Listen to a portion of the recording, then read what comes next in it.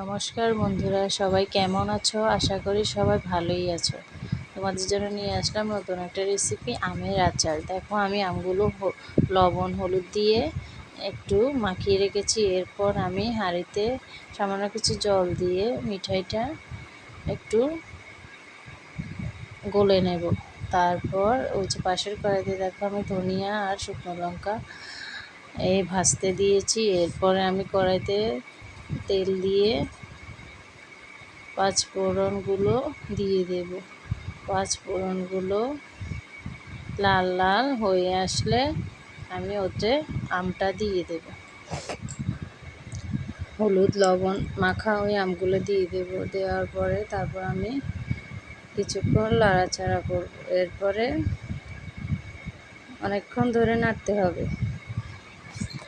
লাড়তে লাড়তে দেখবে অনেকখানি সিদ্ধ হয়ে আসছে।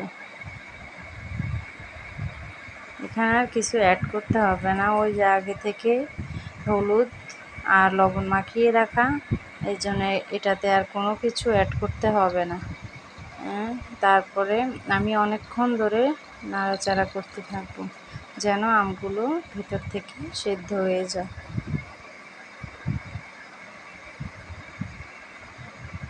এই যে দেখেন, আমি অনেকক্ষণ ধরে সেদ্ধ করার পরে আমগুলো দেখেন কীরকম নরম নরম হয়ে আসছে।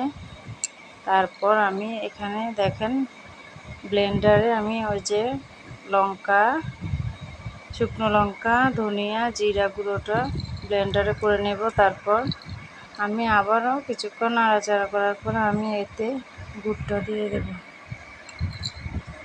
গুড় দিয়ে আবার কিছুক্ষণ নাড়াচাড়া করতে হবে। নাড়াচাড়া করে আমটা প্রায় একদমই সিদ্ধ হয়ে যাবে। লাড়তে লাড়তে বোঝা যাবে যে আমগুলো অনেকটাই সিদ্ধ হয়ে গেছে। এই যে দেখেন, আমি